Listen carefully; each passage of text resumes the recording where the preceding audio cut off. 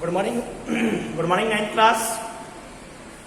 In the running topic of gravitation, today we will study about the free fall. Free fall means the falling of a body from a height. Height से किसी भी एक वस्तु का नीचे की तरफ गिरना towards the earth under gravitational force of earth is called free fall. Free fall किसको कहते हैं? यदि हम किसी वस्तु को एक सर्टेन हाइट से ऊपर से नीचे की तरफ छोड़ते हैं, that is called free fall. And the acceleration of an object falling freely towards the earth does not depend on the mass of the object. यानी ये जो ग्रेविटेशन होता है, ऊपर से अगर कोई चीज नीचे गिरती है तो उसके मास से कोई लेना देना नहीं होता है. Now next, acceleration due to gravity.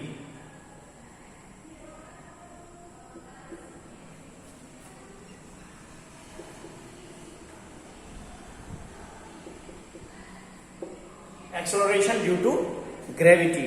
The uniform acceleration produced in a freely falling body due to gravitational force of earth is known as acceleration due to gravity, and it is denoted by small g, and the value of small g is equal to 9.8 meter per second square.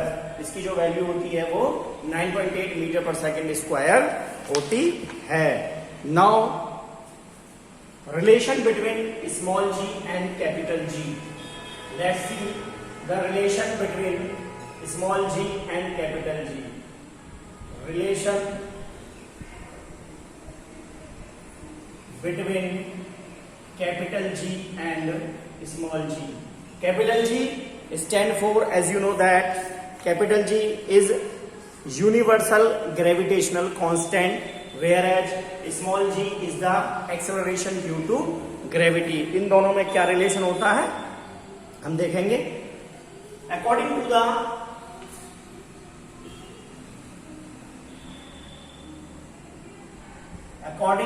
to the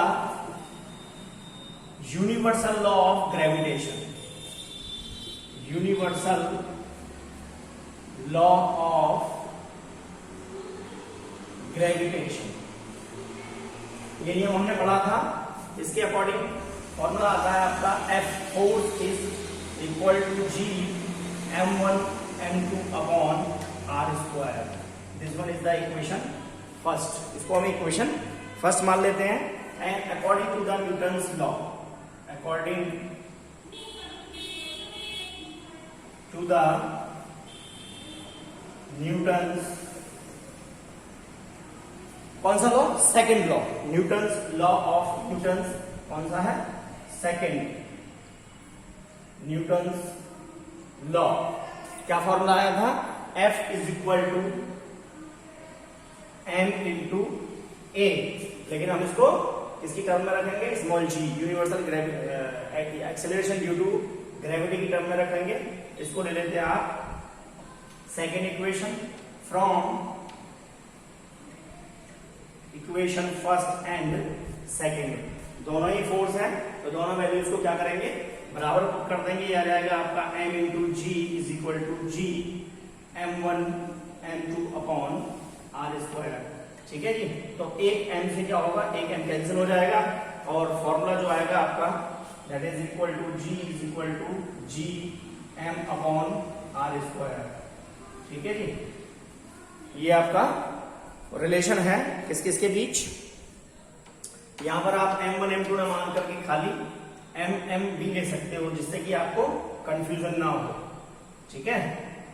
तो m से एक m cancel out हो जाएगा तो g की value आ जाएगी g is equal to G m upon r square. This one is the relation between small g and capital G, and the value of small g does not depend upon the mass. मास के ऊपर ये value depend नहीं करती है. Now calculate, let's calculate the value of g on earth surface. Earth surface के ऊपर हम value देखते हैं g की कितनी आती है. ठीक है. स्मॉल g की वैल्यू अर्थ सरफेस के ऊपर हम कैलकुलेट करते हैं कितनी आएगी. नाउ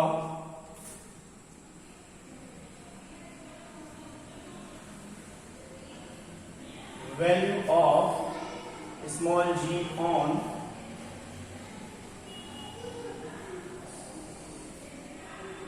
अर्थ सरफेस। ठीक है जी, देखिए मास ऑफ अर्थ होता है आपका m e, mass of earth that is 6 multiply 10 to the power 24 kilogram. Clear, ये मास ऑफ अर्थ होता है। और radius of earth R E that is equal to 6.4 multiply 10 to the power 6 और that is metre. 6400 kilometre होती है, उसको हमने किस में चेंज कर लिया, मीटर के अंदर। जी की वैल्यू को आप जानते हो, कैपिटल जी की वैल्यू होती है universal constant 6.67 multiply 10 to the power -11 और न्यूटन मीटर स्क्वायर पर किलोग्राम स्क्वायर। ठीक है, ये सारी वैल्यू आ गई। तो G is equal to GM upon R square. अभी जो क्या आया था, स्मॉल जी और कैपिटल जी के बीच में रिलेशन आया था, उस फॉर्मूले का प्रयोग करेंगे and put all the 3 values in the given formula, then we can calculate the value of small ji.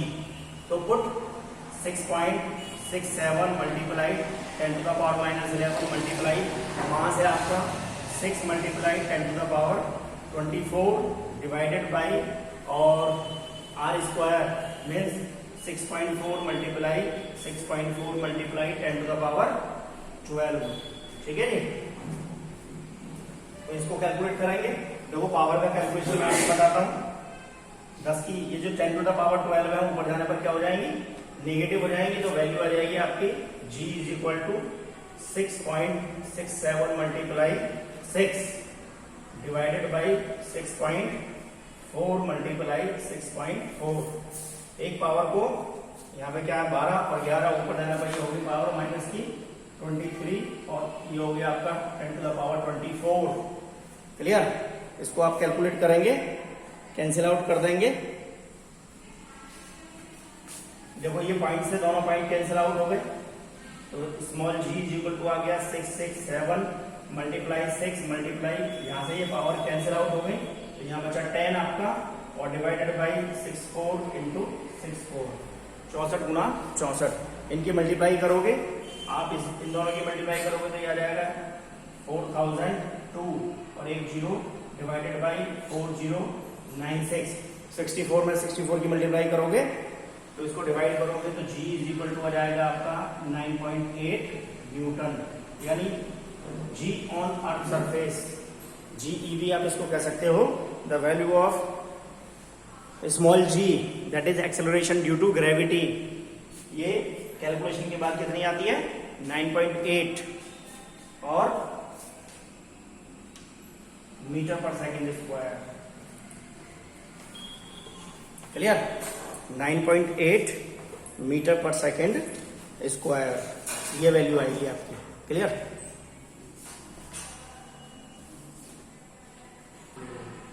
Now we can calculate the value of G on moon surface. जैसे हमने अर्थ की सरफेस के ऊपर जी की वैल्यू को calculate किया, ऐसे ही moon की सरफेस के ऊपर भी हम स्मॉल जी की वैल्यू को कैलकुलेट कर लेंगे।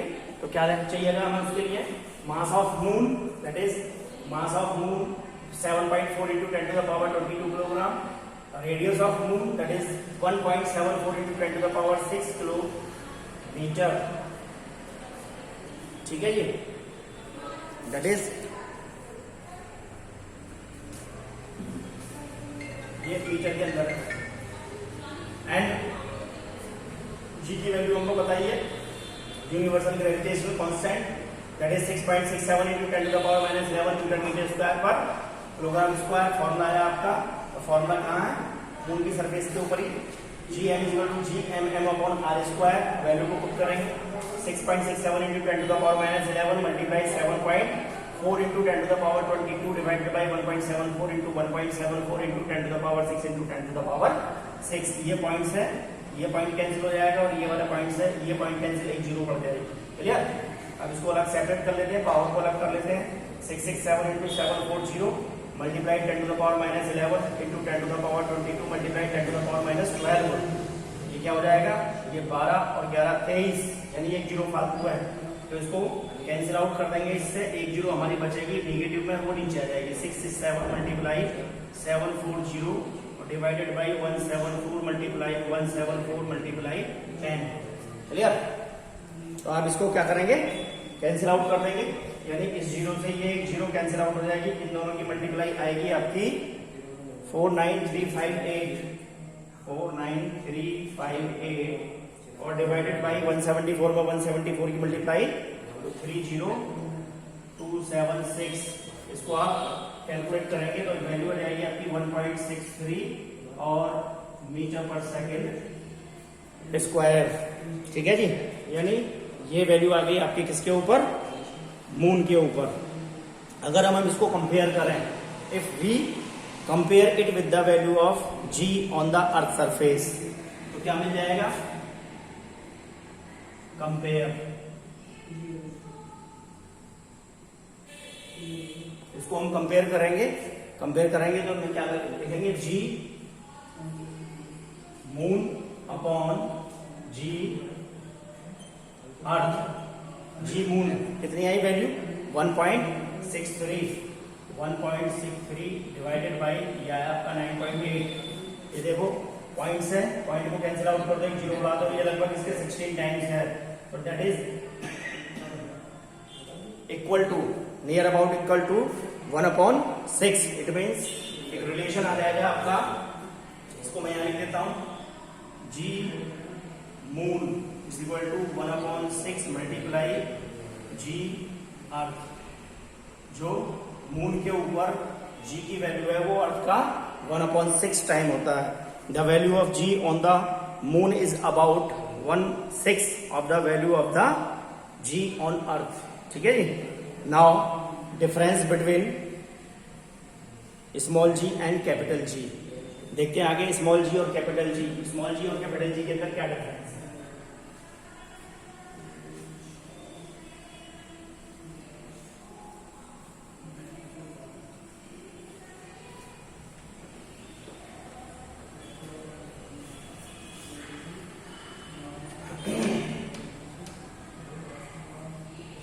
Difference between small g and capital G। एक तरफ ले लेते हैं स्मॉल जी और दूसरी तरफ ले लेते हैं कैपिटल जी। ठीक है जी। तो स्मॉल जी क्या है, it represents acceleration due to gravity. ये क्या है जी, it represents acceleration due to gravity, gravity इसको क्या कहते हैं, एक्सेलरेशन ड्यू टू ग्रेविटी कहते हैं। जबकि कैपिटल जी क्या है, universal gravitational constant. It is universal gravitational constant. ये क्या है, यूनिवर्सल ग्रेविटेशनल कांस्टेंट है। दूसरा, value of G is different. Small G की जो वैल्यू होती है वो डिफरेंट होती है डिफरेंट प्लेसेस के ऊपर। ठीक है जी। Value of G is different on different places, whereas capital G की वैल्यू क्या होती है, फिक्स होती है। That is value of capital G same throughout the universe. Value of capital G is same throughout the universe. क्या होती है पता है आपको, 6.67 into 10 to the power -11 newton metre square पर किलोग्राम स्क्वायर। ठीक है, यहाँ लिख देते हैं। जी की वैल्यू होती है आपका 9.8 मीटर पर सेकेंड स्क्वायर और इसकी वैल्यू होती है 6.67 into 10 to the power -11 newton metre square पर किलोग्राम स्क्वायर। ठीक है, और भी क्या डिफरेंशिएट कर सकते हैं, it is a vector quantity, G is a vector quantity, whereas capital G is a scalar quantity, ठीक है।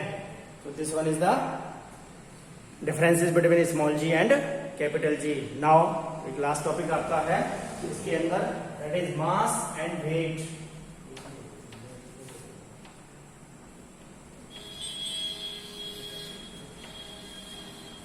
आगे आता है आपका मास।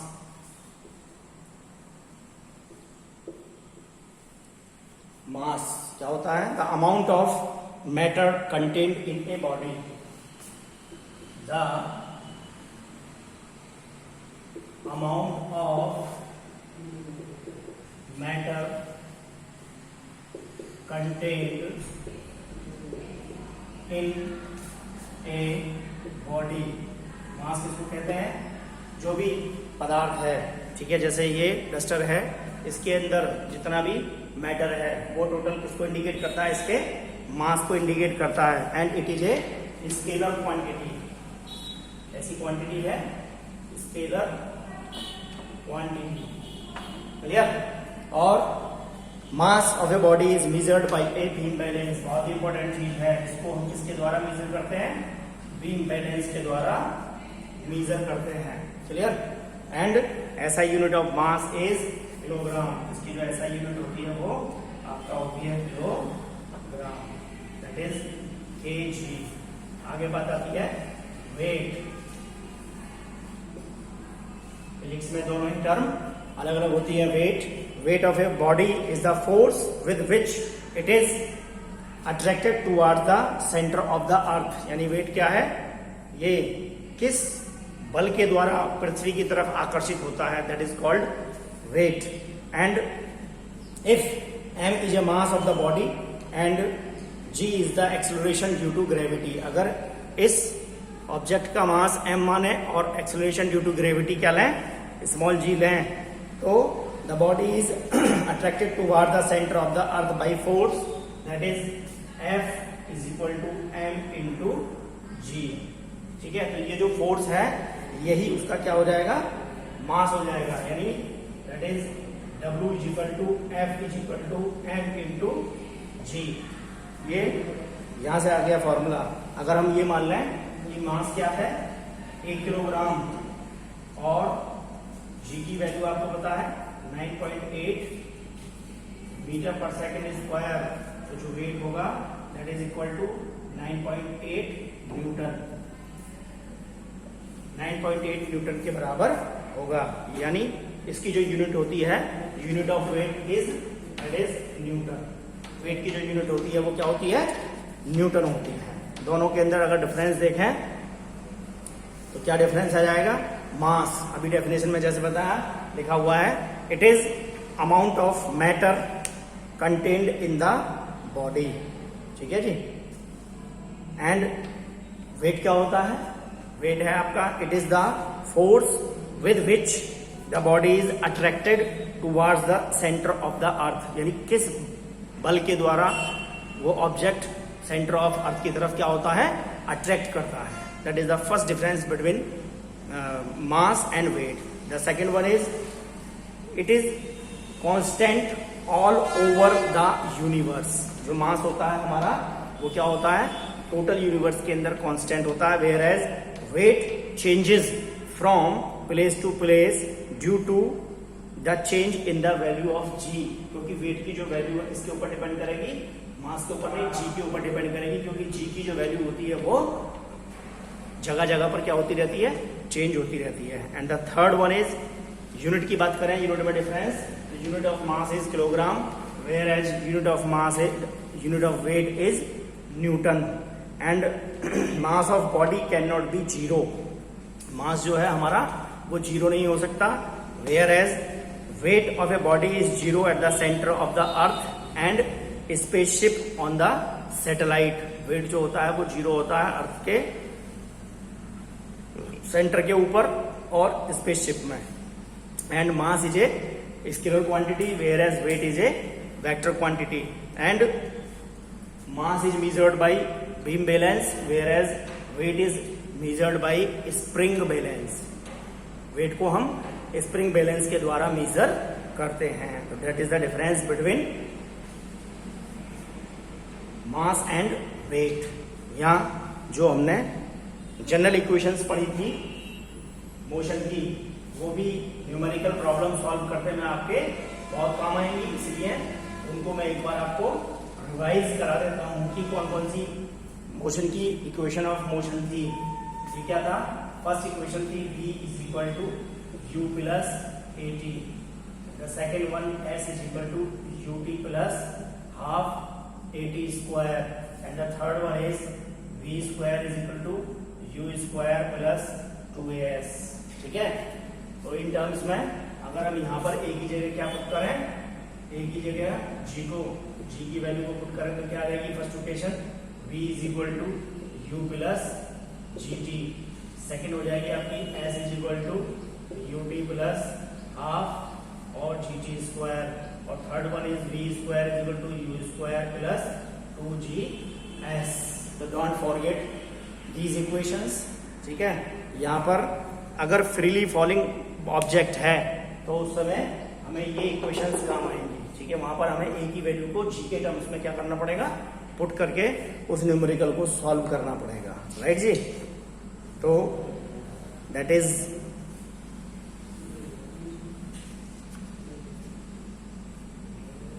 All over about the chapter of gravitation. यहाँ आपका टॉपिक जो है ग्रेविटेशन का कंप्लीट होता है। इसके पीडीएफ नोट्स और ये वीडियो आज आपको मिल जाएंगे, इसको स्टडी करें। इसके अंदर चैप्टर में जो डाउट आता है वो आप मेरे से पूछें। ठीक है जी, तो इस वीडियो के अंदर केवल इतना ही। नेक्स्ट वीडियो में हम इससे रिलेटेड जो इस टॉपिक में न्यूमेरिकल बचे हुए हैं उनको सॉल्व करेंगे। Okay, thank you very much.